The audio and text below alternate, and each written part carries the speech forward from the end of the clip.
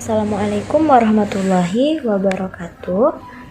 Bismillahirrahmanirrahim. Assalatu wassalamu ala asyrafil anbiya'i wal mursalin Sayyidina wa maulana Muhammadin wa ala alihi wa sahbihi ajma'in. Amma ba'du. Jadi sebelum itu saya ingin memperkenalkan diri. Saya Putri Agustina dengan NIM 2321 508047 yang akan melakukan presentasi untuk memenuhi tugas ulangan tengah semester dari Bapak Ahmad Sofyan, dan presentasi saya yang berjudul syarat-syarat talak beserta kadar talaknya. Baik, masuk ke slide-nya. Di sini saya akan menjabarkan bagaimana syarat-syarat talak beserta kadar talaknya. Nah, yang pertama itu ada syarat-syarat talak dari talak itu sendiri. Yang pertama itu harus ada suami yang menalak, kemudian adanya maksud yang jelas dalam mengucapkan talak.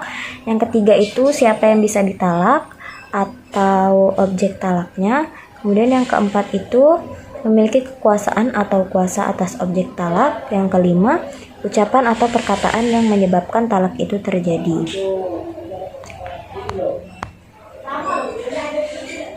Jadi, suami yang menalak. Jadi persyaratan pertama itu tadi kan ada suami yang menalak. Nah, suami yang menalak ini ada penjabarannya lagi, yaitu syarat utama bagi suami. Terus yang kedua ada tentang talak dari non-suami, kemudian ada kondisi-kondisi khusus yang dapat mempengaruhi talak tersebut. Yang pertama itu syarat-syarat utama bagi suami yang bisa menalak, yaitu yang pertama ada suami harus sudah dewasa atau akil balik. Yang kedua memiliki kemampuan memilih atau mengambil keputusan. Yang ketiga, menurut mazhab Maliki itu dia harus beragama Islam tentunya. Yang kemudian menurut mazhab Hambali sendiri itu harus paham tentang dasar-dasar talak atau apa itu talak. Kemudian yang kedua ada tentang talak dari non suami. Jadi ya nggak bisa, talak itu cuma sah kalau misalnya berasal dari suami itu sendiri. Talak dari anak kecil ya nggak sah, kecuali menurut dari mazhab Hambali itu sendiri yang memperbolehkan kalau misalnya anak tersebut itu udah paham gimana konsep talak itu gimana sih. Jadi kalau misalnya dia udah bisa membedakan talak itu seperti apa, nah, dalam mazhab Hambali itu anak diperbolehkan. Kemudian boleh ada perwakilan dalam menalak, tapi kalau yang mewakilinya ini paham bagaimana konsep dari talak itu sendiri. Jadi balik lagi kayak semuanya itu harus paham konsep talak itu bagaimana, talak itu seperti apa. Jadi seperti itu. Yang kemudian yang terakhir itu wali itu tidak boleh menjatuhkan talak kepada seorang istri tanpa alasan yang jelas, karena ya bisa merugikan pihak istri itu sendiri. Kayak ya pastinya pihak istri yang kalau misalnya ditalak tanpa alasan yang jelas pastinya akan merasa dirugikan tentunya. Terus masuk ke kondisi-kondisi khusus yang bisa mempengaruhi talak itu sendiri. Nah, yang pertama itu ada kondisi dari talak orang gila atau talak orang yang depresi. Nah, jadi masuk ke talak orang gila dan orang depresi. Jadi di dalam kasus orang dengan gangguan mental, talak yang diucapkannya ini secara tidak sadar kan, nah itu sebenarnya dinyatakan tidak sah. Hal ini juga berlaku bagi orang yang menalak dalam keadaan depresi berat. Nah, depresi berat ini kan bisa mempengaruhi kesadarannya. Nah, sebenarnya ini juga didasarkan pada hadis yang menyatakan bahwa tidak ada talak dalam keadaan tertutupnya akal atau iglaq. Nah, dalam tertutupnya akal ini kan sama aja masuknya kayak ya kondisi dari dari orang yang gangguan mental atau orang-orang yang depresi gitu. Jadi semua dalam kasus ini yang mencakup kayak kondisi seorang yang baik dari gangguan mental, kesedihan yang mendalam, atau dari kemarahan yang benar-benar udah diunjuk tanduk gitu kan. Jadi kayak ini. Jadi talak ini itu dinyatakan tidak sah bagi ulama. Kemudian talak yang kedua ada talak yang dilakukan oleh orang yang sedang marah. Nah, jadi balik lagi, ini nih tergantung tingkat kemarahannya itu seperti apa. Kalau misalnya seseorang itu masih ada kesadaran, masih bisa berpikir waktu mengucapkan talak tersebut, ya talak itu tetap sah. Nah, tapi kalau misalnya kemarahannya tersebut sudah sampai di tingkat dia kehilangan kontrol, terus nggak paham sama yang dia ucapkan itu tuh apa sih, nah talak tersebut itu tidak sah. Tapi ini kondisi yang jarang terjadi sih, karena kan umumnya itu orang-orang yang menalak itu pastinya sadar kalau misalnya ya dia lagi marah tuh pastinya sadar kalau dia lagi nalak orang. Jadi ya balik lagi kayak gitu, kalau misalnya dia marahnya masih sadar itu tetap sah. Kalau misalnya dalam keadaan tidak bisa mengontrol emosinya, terus nggak sadar apa yang diucapkannya, ya itu tidak sah. Kemudian yang ketiga ada talak yang dilakukan oleh orang yang bukan suami. Ya kalau kayak gini hukumnya pasti jelas dinyatakan tidak sah, karena berdasarkan hadis juga yang menyatakan bahwa tidak ada talak sebelum nikah. Nah, jadi dalam hal ini sudah menegaskan bahwasanya hak talak itu hanya dimiliki oleh orang-orang yang sudah menikah atau suami yang sah. Kemudian yang keempat, masuk lagi, talak dilakukan oleh orang yang sedang mabuk. Nah, dalam hal ini itu terdapat perbedaan hukum berdasarkan penyebab dari mabuknya itu sendiri. Kalau misalnya dia mabuk karena terpaksa, terus juga misalnya dalam proses pengobatan atau dalam kondisi yang darurat, talaknya itu tidak sah. Namun kalau misalnya dia mabuk itu disebabkan sengaja nih, misal dia mengkonsumsi obat-obatan atau minuman keras secara sadar, mayoritas ulama ya jelas menganggap talaknya dan menganggap talaknya ini tetap sah sebagai bentuk konsekuensi dari perbuatannya itu sendiri. Nah, jadi seperti itu. Kalau misalnya dia mabuk karena terpaksa atau karena bukan tidak disengaja, lebih ke mungkin mabuknya karena pengaruh obat-obatan yang mengharuskan dia mengkonsumsi obat tersebut dalam pengobatan atau kondisi darurat, talaknya itu tidak sah. Nah, kalau misalnya dia mabuknya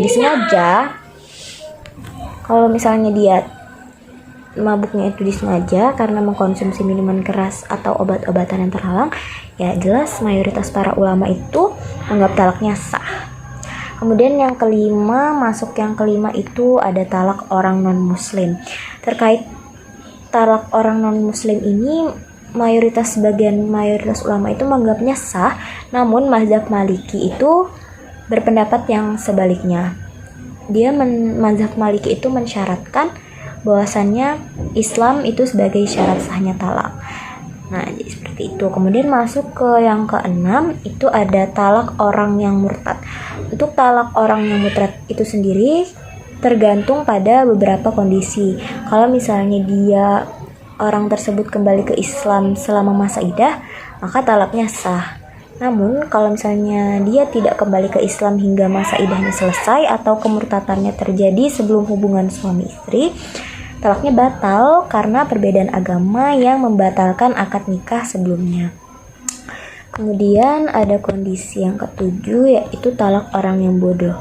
Dalam kasus talak orang bodoh, talak orang safih atau bodoh atau tidak cakap dalam mengelola harta, talaknya ini tetap sah. Ya, kalau misalnya dia sudah balik, ya talaknya tetap sah, meskipun pengelolaan hartanya ini masih di bawah pengawasan walinya. Karena talak itu sendiri tuh tidak berkaitan dengan tindakan material. Tapi sebagian kelompok Syiah Imamiyah berpendapat bahwa talak orang safi ini memerlukan izin dari walinya. Kemudian masuk ke kondisi yang terakhir, yaitu hukum talak orang yang dipaksa. Mengenai talak karena paksaan ini, mayoritas ulama menyatakan tidak sah karena sebenarnya tidak ada unsur kehendak dari yang mengucapkan. Kayak misalnya dia kan mengucapkan itu karena terpaksa, jadi dia tidak ada kesengajaan untuk mengucapkan hal tersebut. Jadi mayoritas sebagian ulama menyatakan tidak sah. Namun dalam mazhab Hanafi menyatakan bahwa talak tersebut tetap sah karena ada unsur dari kesengajaan dalam pengucapannya meskipun dia itu terpaksa. Jadi dari pembahasan syarat talak yang pertama ini dapat disimpulkan bahwasannya hak talak pada dasarnya hanya dimiliki oleh suami yang telah balik dan berakal. Nah, istri itu tidak memiliki hak talak kecuali dengan perwakilan atau penyerahan dari suami itu sendiri. Kemudian masuk ke syarat rukun talak yang kedua. Itu menurut kesepakatan para ulama, syarat yang kedua itu adalah adanya maksud yang jelas dalam mengucapkan talak tersebut. Jadi maksudnya di sini nih ada alasan yang jelas tuh apa sih? Jadi sebenarnya seorang suami itu harus benar-benar bermaksud mengucapkannya. Kayak dia paham talak itu gimana, maksud talak itu gimana sih. Nah, beberapa talak itu ada juga yang dianggap tidak sah, termasuk talak yang diucapkan oleh ahli fikih pada saat mengajar, talak dalam cerita, talak dari orang asing yang tidak paham artinya, atau talak yang diucapkan oleh orang yang tidur atau hilang akal. Namun jika orang yang tidur ini mengucapkan talaknya setelah bangun, maka talaknya sah. Nah, ini disandarkan pada hadis yang menyebutkan bahwasannya catatan atau dosa itu diangkat dari 3 orang, termasuk orang yang tidur sampai ia bangun. Nah, di syarat rukun talak yang kedua atau adanya maksud yang jelas dalam mengucapkan talak ini ada kondisi-kondisi khususnya juga, termasuk talak saat bercanda yang pertama. Jadi maksud talak saat bercanda ini seperti apa? Jadi talak yang diucapkan pada saat bercanda ini meskipun tidak ada niat serius, tapi talak tersebut tetap dianggap sah. Misalnya pada saat istri bercanda minta diceraikan, kemudian si suami juga menjawabnya dengan candaan juga, kayak aku ceraikan kamu, kayak istrinya bilang ceraikan aku, kemudian suami menjawab aku ceraikan kamu. Nah, meskipun dalam keadaan bercanda itu talak tersebut tuh tetap berlaku. Hal ini disandarkan kepada hadis yang menyatakan bahwasannya 3 hal yang seriusnya serius dan bercandanya juga serius, itu nikah, talak, dan rujuk. Kemudian masuk ke kondisi yang kedua, itu hukum talak karena salah ucap. Nah, untuk kasus salah ucap ini gimana sih maksudnya? Jadi misalnya seseorang itu berniat mengatakan tohirun, suci, tapi lidahnya ini kepleset, jadi dia bilangnya tolik atau tercerai. Nah, dalam kasus ini itu terdapat perbedaan pendapat dari beberapa mazhab. Imam Syafi'i berpendapat bahwasannya talak tersebut tidak sah karena tidak adanya niat dari si suami. Tapi mazhab Hanafi, Maliki, dan Hambali menganggap secara agama tidak sah, tetapi secara hukum talaknya tetap sah. Nah, kalau misalnya mazhab Maliki ini mensyaratkan adanya bukti dari kesalahan ucap tersebut, kayak dia salah ucapnya karena apa. Nah, kalau menurut mazhab Maliki, kalau ada buktinya baru sah. Nah, perbedaan utama antara talak yang bercanda dan talak salah ucap itu pada talak bercanda orang tersebut sengaja mengucapkan kata talak meskipun tidak serius, sedangkan pada salah ucap sama sekali tidak ada maksud mengucapkan kata talak. Kita masuk ke syarat rukun yang ketiga, syarat talak yang ketiga. Nah, syarat yang ketiga ini siapa sih yang bisa ditalak? Objek talaknya. Jadi sudah pasti yang bisa ditalak adalah istri yang masih dalam pernikahan yang sah, baik sudah berhubungan suami istri ataupun belum. Talak juga sah untuk istri yang sedang dalam masa iddah, talak raj'i, talak yang bisa rujuk. Namun istri tidak bisa ditalak lagi jika sedang dalam masa iddah, talak 3 atau talak ba'in kubra. Sudah habis masa iddahnya atau pernikahannya tidak sah atau rusak. Nah, khusus untuk istri yang belum pernah digauli, dia tidak perlu menjalani masa iddah dan jika ditalak, langsung menjadi talak ba'in atau talak yang tidak bisa dirujuk. Nah, para ulama berbeda pendapat tentang pengucapan talak 3 berturut-turut untuk istri yang belum digauli. Menurut Hanafi dan Syafi'i, hanya jatuh talak 1, sedangkan menurut Maliki dan Hambali ini, untuk istri yang belum pernah digauli ini jatuhnya talak 3 sekaligus. Jadi berbeda pendapat. Kalau misalnya Hanafi dan Syafi'i jatuhnya talak 1, kalau misalnya Maliki dan Hambali ini jatuhnya talak 3. Kemudian ada penjelasan yang pertama terkait penyandaran talak kepada bagian tubuh perempuan. Maksudnya ini gimana sih? Jadi dalam hal penyandaran talak kepada bagian tubuh perempuan, para ulama ini memiliki perbedaan pendapat atau pendapat yang berbeda. Nah, mazhab Hanafi mengatakan talak sah jika merujuk ke bagian yang mewakili seluruh tubuh istri, seperti leher, ruh, badan, wajah, kepala, dan sebagainya. Dan jika merujuk ke sebagian tubuh seperti setengah badan, sepertiga badan, namun tidak sah jika merujuk ke tangan, kaki, rambut, hidung, telinga, dan lainnya kecuali ada niat kiasan. Kemudian untuk mazhab Maliki berpendapat tidak sah jika merujuk ke sebagian tubuh. Tapi masih ada perbedaan pendapat untuk talak yang merujuk ke rambut, ruh, dan kehidupan istri. Kemudian yang ketiga, pendapat dari mazhab Syafi'i menilai talak sah jika merujuk ke bagian tubuh apapun yang masih menyatu dengan istri, tapi tidak sah jika merujuk ke hal yang terpisah seperti keringat, ludah, air susu. Kemudian yang terakhir, pendapat dari mazhab Hambali sendiri berpendapat bahwasanya talak akan sah jika merujuk ke bagian tubuh yang tetap seperti tangan dan kepala, tapi tidak sah jika merujuk ke bagian yang bisa terpisah seperti rambut, kuku, gigi, atau merujuk ke sifat, seperti contohnya hitammu, putihmu. Kemudian yang kedua, penyandaran talak kepada diri suami. Maksudnya penyandaran talak kepada diri suami ini, untuk penyandaran talak kepada diri suami, mazhab Hanafi dan Hambali berpendapat jika suami berkata, "Aku tertalak darimu," maka talaknya tidak sah. Kemudian menurut Hanafi, jika berkata, "Aku darimu tertalak ba'in," atau "Aku haram bagimu" dengan niat talak, maka talaknya sah. Sementara menurut Maliki dan Syafi'i, jika suami berkata, "Aku tertalak darimu," maka sah jika ada niat menceraikan, tetapi tidak sah tanpa niat menceraikan. Mereka menegaskan perlu adanya niat untuk semua bentuk kalimat yang ditujukan ke diri si suami. Ini menurut Maliki dan Syafi'i.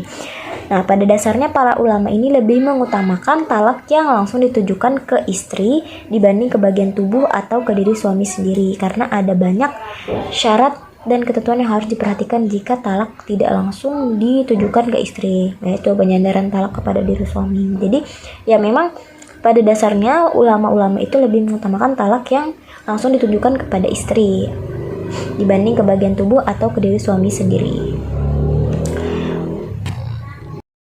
Jadi masuk ke syarat rukun yang keempat. Nah, menurut Syafi'i dan Hambali, syarat rukun yang keempat itu ialah memiliki kekuasaan atau kuasa atas objek talaknya. Nah, objek talak di sini kan adalah istri. Jadi rukun ini membahas tentang kapan seseorang memiliki hak untuk melakukan talak itu sendiri. Jadi tentang keabsahan mentalak perempuan yang belum dinikahi. Para ulama dari berbagai mazhab memiliki pandangan yang berbeda di dalam hal ini, khususnya terkait dengan penggantungan talak pada kepemilikan atau pernikahan di masa depan. Dalam mazhab Hanafi memiliki pandangan yang unik. Mereka berpendapat bahwasannya talak yang digantungkan pada pernikahan masa depan itu sah hukumnya. Sebagai contoh, jika seorang lelaki berkata kepada seorang perempuan, misal kata-katanya seperti ini, "Kalau misalnya saya nikah sama kamu nanti, kamu bakalan tertalak." Atau misalnya dia kayak berkata, "Siap wanita atau perempuan yang aku nikahin, nanti dia akan tertalak." Nah, maka talak tersebut dianggap sah. Argumentasinya mereka mengatakan ini sah itu bahwasannya talak semacam ini bersyarat, sehingga yang terpenting adalah syaratnya tersebut atau ya terjadinya pernikahan, syaratnya itu. Jadi makanya Nah, yang berpendapat seperti itu ialah mazhab Hanafi. Jadi ya mereka berpendapat bahwasannya talaknya kayak gitu, kalau misalnya bersyarat kayak gitu ya yang terpenting terpenuhnya syaratnya itu yaitu menikah, jadi ya bakalan tetap dianggap sah. Ya mereka menganalogikan seperti suami yang berkata ke istrinya kayak misalnya, kalau kamu masuk rumah kamu saya talak gitu. Mereka juga menafsirkan hadis yang berbunyi tidak ada talak sebelum pernikahan sebagai larangan talak langsung kepada wanita yang belum dinikahi, bukan larangan talak bersyarat.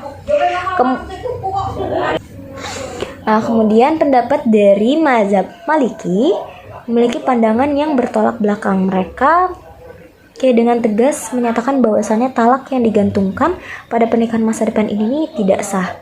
Kayak mereka berpendapat bahwasanya talak itu harus jatuh pada pernikahan yang sudah ada dan tidak bisa digantungkan pada pernikahan di masa depan atau pernikahan yang belum tentu terjadi.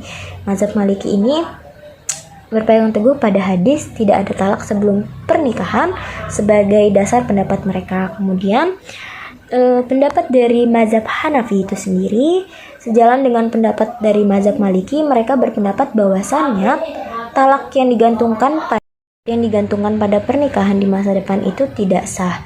Mengapa mereka berargumentasi demikian? Bahwasanya talak itu harus dilakukan oleh orang yang memiliki kuasa atau hak untuk mentalak. Nah, jadi menurut mereka kayak ketika seseorang mengucapkan talak kepada wanita yang belum dinikahinya, jadi ya orang tersebut yang nggak memiliki hak talak tersebut, jadi ya talaknya tidak sah atau tidak ada kekuatan hukumnya seperti itu. Kemudian pendapat dari mazhab Hambali. Nah, mazhab Hambali ini memiliki dua pendapat dalam masalah ini. Pendapat pertama itu sejalan dengan mazhab Hanafi yang menyatakan bahwasannya ini sah. Kemudian pendapat kedua itu sejalan dengan Maliki dan Syafi'i tidak sah. Keberagaman pendapat ini menunjukkan bahwasannya Hambali ini sangat kompleks gitu dalam persoalan ini.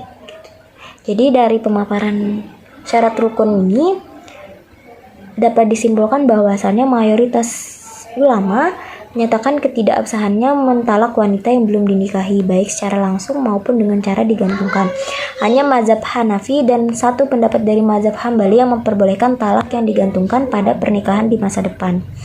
Nah, jadi untuk kehati-hatian dan menghindari perbedaan pendapat, sebaiknya talak hanya dijatuhkan pada pernikahan yang sudah ada atau sudah terjadi, bukan pernikahan yang masih direncanakan atau pernikahan yang belum tentu terjadi di masa depan. Jadi hal ini juga lebih sesuai dengan tujuan pernikahan kan dalam Islam yang merupakan ikatan suci dan seharusnya sudah didasari dengan niat yang baik, bukan dengan ancaman talak sebelum pernikahan tersebut terjadi. Rukun kelima talak yaitu ucapan atau perkataan yang menyebabkan talak tersebut terjadi. Jadi para ahli fikih itu sepakat bahwa pernikahan dapat berakhir dengan talak yang diucapkan dalam bahasa Arab atau dalam bahasa yang lainnya, baik itu melalui ucapan, tulisan maupun isyarat.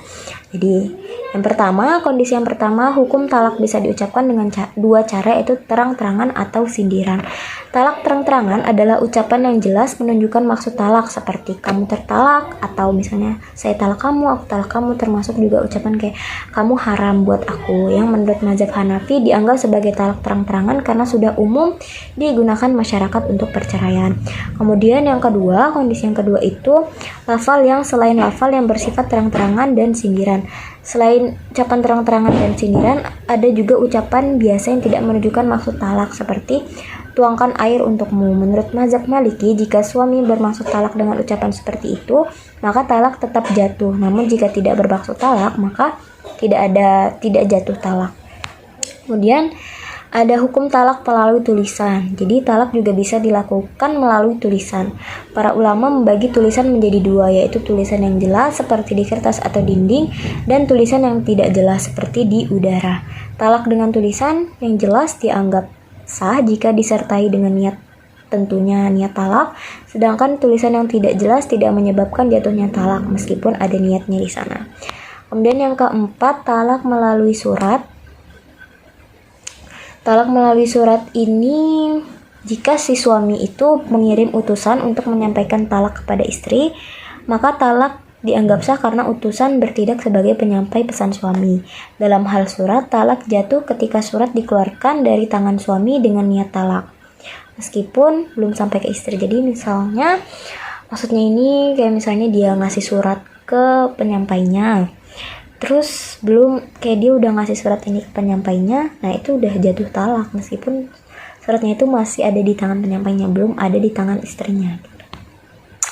Kemudian talak melalui isyarat, hukumnya bagaimana? Para ulama sepakat bahwa talak bisa dilakukan dengan isyarat yang bisa dipahami dengan menggunakan tangan atau kepala, khusus untuk orang yang tidak berbicara atau bisu. Namun menurut mazhab Hanafi, jika orang bisu ini bisa menulis, maka sebaiknya menggunakan tulisan daripada isyarat. Kemudian untuk orang yang bisa berbicara, menurut mayoritas ulama ya tidak sah talaknya, kan dia bisa bicara. Namun mazhab Hanafi memperbolehkan talak dengan isyarat bagi orang yang berbicara asalkan disertai niat dan dianggap seperti talak sindiran. Nah, jadi syarat-syarat yang harus dipenuhi dalam kasus rukun yang ini ialah yang pertama menggunakan kata-kata yang bermakna talak, baik secara bahasa atau kebiasaan masyarakat. Kemudian orang yang mengucapkan talak harus memahami maknanya. Yang kemudian talak harus ditujukan kepada istri. Yang keempat, tidak boleh ada keraguan dalam jumlah talak atau ucapannya. Baik, masuk ke slide selanjutnya yaitu penjelasan kadar talak. Nah, kadar talak itu, jadi dalam Islam, talak atau perceraian itu harus memiliki aturan yang jelas mengenai jumlah dan pelaksanaannya. Talak sendiri itu terbagi menjadi 3 tingkatan, talak 1, talak 2, dan talak 3. Jadi ketika seseorang suami mengucapkan kata talak tanpa menyebutkan jumlah tertentu seperti hanya menyatakan kayak aku ceraikan kamu, jadi menurut mazhab Hanafi ini dihitung sebagai talak 1. Sementara itu, menurut pendapat jumhur ulama, jatuhnya talak tergantung pada niat sang suami pada saat mengucapkannya. Jadi dalam pelaksanaannya, talak dapat dijatuhkan satu persatu dalam waktu yang berbeda atau bisa juga diucapkan sekaligus 3 kali di dalam satu waktu. Namun terdapat perbedaan ketentuan jumlah talak antara orang merdeka dan budak. Bagi orang merdeka, mereka memiliki hak untuk menjatuhkan talak sebanyak 3 kali, sedangkan bagi seorang budak hanya diberikan hak talak sebanyak 2 kali. Jadi pembedaan ini itu juga didasarkan pada hadis Rasulullah SAW yang menjelaskan bahwasanya talak untuk budak perempuan adalah 2 kali. Nah, di dalam sejarah juga mencatat pada masa jahiliyah praktik talak itu dilakukan tanpa batasan jumlah. Seorang suami bisa menceraikan istrinya berkali-kali bahkan hingga 100 kali dan tetap bisa merujuknya kembali selama masih di dalam masa iddah. Jadi melihat kondisi ini kayak Islam itu kemudian membawa perubahan dengan membatasi jumlah talak menjadi 3 kali untuk melindungi hak-hak dari perempuan itu sendiri. Setelah talak pertama dan kedua, suami masih memiliki hak untuk merujuk istrinya. Tapi kalau misalnya udah talak 3, proses usuk kembali itu menjadi lebih sulit atau lebih kompleks lah. Dalam kasus talak 3, seorang suami tidak bisa langsung merujuk atau menikahi kembali mantan istrinya. Syariat Islam mengatur bahwasannya istri harus menikah dulu dengan laki-laki yang lain, dan pernikahan tersebut harus benar-benar terjadi secara alamiah, bukan sekadar formalitas, jadi kayak harus berhubungan dulu. Setelah bercerai dengan suami keduanya dengan perceraian yang wajar, bukan karena rekayasa, bukan kayak ya gitu, barulah ia diperbolehkan untuk menikah kembali dengan suami yang pertama. Aturan ini dibuat untuk mencegah penyalahgunaan dari talak itu sendiri dan memberikan pelajaran bagi kedua belah pihak, yaitu istri dan suami. Nah, batasan jumlah talak dalam Islam mengandung hikmah yang sangat dalam. Pertama, hal ini memberikan kesempatan bagi suami dan istri untuk berpikir ulang dan mengevaluasi hubungan mereka. Jadi nggak langsung kayak talak-talak gitu doang. Kemudian yang kedua, aturan ini juga melindungi hak-hak dari perempuan dan kesewenang-wenangan suami dalam menjatuhkan talak. Yang ketiga, adanya konsekuensi yang berat setelah talak ketiga mendorong suami untuk lebih berhati-hati dalam mengucapkan talak itu. Kayak misalnya kalau misalnya udah mengucap talak ketiga kan si istri harus menikah dulu sama orang lain. Nah, yang keempat, sistem ini dirancang untuk menjaga keutuhan rumah tangga dengan memberikan kesempatan bagi pasangan untuk memperbaiki hubungan mereka. Nah, dalam Islam juga menekankan bahwasannya meskipun talak itu diperbolehkan, ia tetap merupakan perkara halal yang paling dibenci oleh Allah Subhanahu wa Ta'ala. Oleh karena itu, pasangan suami istri dianjurkan untuk selalu berusaha menyelesaikan permasalahan rumah tangga dengan cara yang baik sebelum memutuskan untuk bercerai. Nah, ketika terjadi perselisihan ini, pastinya dianjurkan untuk melibatkan mediator atau pihak tengah dari kedua belah pihak untuk membantu mencarikan jalan keluar bagi kedua belah pihak, si istri dan suami. Nah, menunjukkan bahwasannya Islam ini sangat menghargai loh ikatan pernikahan dan berusaha untuk menjaga keutuhannya selama masih ada jalan untuk memperbaiki kesalahan-kesalahan. Nah, jumlah talak masuk ke jumlah talak pada beberapa lafal.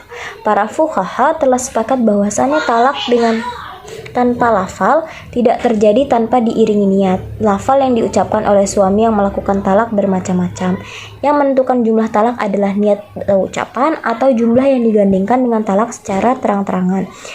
Nah, berikut beberapa contoh. Nah, ini contoh-contoh yang membuat jumlah talak dapat diketahui. Yang pertama, lafal yang diucapkan oleh suami yang melakukan talak. Jadi jika seorang suami mengatakan kepada istrinya kamu tertalak atau ba'in atau batah, maka menurut mazhab Maliki, Syafi'i dan Hambali, talak itu sah sesuai dengan niatnya. Jika suami berniat untuk menjatuhkan talak 2 atau 3, maka itu akan terjadi. Nah, jadi ada kisah nih. Ada Rukanah bin Abdu Yazid yang menalak istrinya yaitu Suhaimah dengan talak al-battah. Ketika dia mengadu kepada Nabi Muhammad SAW, dia menyatakan bahwasannya dia hanya ingin talak 1. Kemudian Nabi mengkonfirmasi niatnya. Kemudian pada masa Umar dan Utsman, Rukanah kembali menjatuhkan talak dengan jumlah yang berbeda. Namun menurut Abu Hanifah, talak dianggap sah jika suami tidak menyebabkan jumlahnya. Jika dia berkata, kamu tertalak keras, ini dianggap sebagai talak 3 karena kata keras ini memiliki makna yang sangat kuat. Nah, ini ada penjelasannya lagi. Penetapan maksud dengan isyarat yang pertama, jika seorang suami berkata, kamu tertalak seperti ini sambil kayak misalnya dia, kamu tertalak kayak gini loh. Ini kan 3, 1, 2, 3. Maka menurut mazhab Syafi'i, Maliki, dan Hambali, talak yang jatuh adalah tetap talak 3 karena isyarat tersebut menjelaskan niatnya. Jadi kalau misalnya dia menunjukkan 2 jari dan berkata yang aku maksud adalah ini, maka itu diterima. Jika dia hanya mengucapkan kamu tertalak tanpa menjelaskan jumlah, maka jika dia menyatakan bahwa dia hanya ingin 1, itu juga bisa diterima. Nah, mazhab Hanafi sendiri berpendapat bahwa talak 3 jatuh jika dia memberi isyarat jumlah 3 baik dengan kata-kata ataupun isyarat.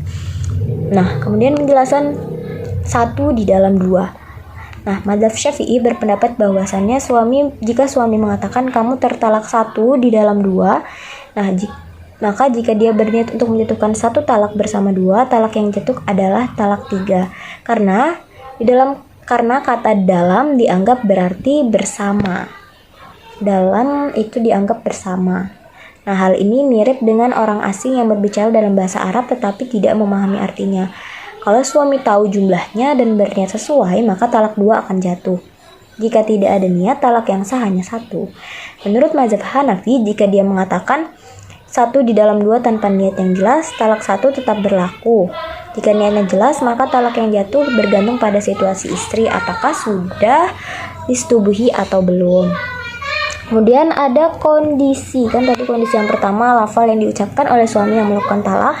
Kemudian yang kedua itu kamu tertalak dengan talak 1 bahkan talak 2. Nah, menurut mazhab Syafi'i, ketika seorang suami mengucapkan kamu tertalak dengan talak 1 bahkan talak 2, terdapat 2 pendapat yang berbeda. Pendapat pertama menyatakan bahwa Terdapat 2 pendapat yang berbeda. Pendapat pertama menyatakan bahwa jatuh talak 2 seperti halnya seseorang yang mengakui hutang dengan mengatakan aku memiliki hutang 1 dirham, bahkan 2 dirham.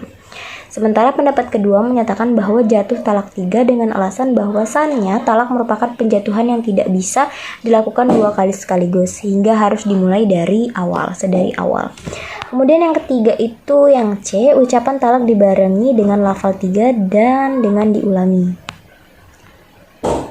Nah, para ulama 4 mazhab dan mazhab Zahiri telah bersepakat bahwa jika seorang suami mengucapkan kamu tertalak 3 kepada istrinya yang belum disetubuhi, maka langsung jatuh talak 3. Hal ini berlaku karena keseluruhan talak tersebut mengenai ikatan perkawinan. Dalam kasus pengucapan talak yang diulang seperti kamu tertalak sampai 3 kali, dengan jeda di antaranya, maka jatuh talak 3, terlepas dari niat suami untuk menegaskannya atau enggak. Namun jika ucapan tersebut disampaikan tanpa jeda dan bermaksud untuk menegaskan talak pertama, maka hanya jatuh talak 1. Sebaliknya, jika suami mulai baru atau tidak ada maksud khusus, maka talak 3. Kemudian yang keempat ada menalak kepada banyak istri. Dalam konteks talak kepada banyak istri terdapat aturan yang lebih kompleks atau lebih susah, lebih sulit. Jika seorang suami mengatakan kepada keempat istrinya, aku jatuhkan 1 talak kepada kalian. Nah, menurut mazhab Hanafi dan Syafi'i, setiap istri ini mendapat talak 1. Hal ini karena suami mengkhususkan 1/4 talak untuk masing-masing istri yang kemudian menjadi sempurna ketika dikumpulkan. Begitu pula jika dia mengatakan di antara kalian ada 2 talak atau 3 atau 4 talak, maka setiap istri mendapatkan talak 1. Pengecualian berlaku jika suami berniat membagi talak secara spesifik untuk setiap istri-istrinya. Kemudian yang kelima, talak yang memenuhi seisi dunia atau talak yang paling keras. Terkait ungkapan talak yang khusus seperti talak yang memenuhi seisi dunia atau talak yang paling keras atau berat, mazhab Syafi'i dan Hambali berpendapat bahwa jatuh talak 1. Alasannya adalah ungkapan tersebut tidak mengandung jumlah spesifik. Namun, jika suami mengatakan talak dengan semua talak atau talak yang paling banyak, maka jatuh talak 3 karena mencakup keseluruhan talak yang mungkin. Nah, hal ini udah disepakati sama semua fuqaha. Dan yang terakhir itu talak yang tidak ditentukan. Dalam kasus talak yang tidak ditentukan, seperti ketika suami yang memiliki 2 atau 3 istri mengatakan istriku tertalak, maka salah satu dari mereka emang harus dipilih untuk yang mana yang mau ditalak. Berbeda halnya jika suami mengatakan para istriku tertalak tanpa niat khusus, maka semua istrinya tertalak karena lafal tersebut bersifat umum. Ya, buat semua istrinya ya guys. Ini menunjukkan pentingnya kejelasan dalam pengucapan talak dan dampak hukumnya berbeda-beda sesuai dengan lafal yang digunakan. Baik, mungkin cukup sekian penjelasan presentasi dari saya terkait materi dari syarat talak, syarat-syarat talak, dan kadar talak sendiri. Dan kurang dan lebihnya mungkin saya mohon maaf kepada Bapak Ahmad Sofyan. Wallahul muwaffiq ila aqwamit thoriq. Wassalamualaikum warahmatullahi wabarakatuh.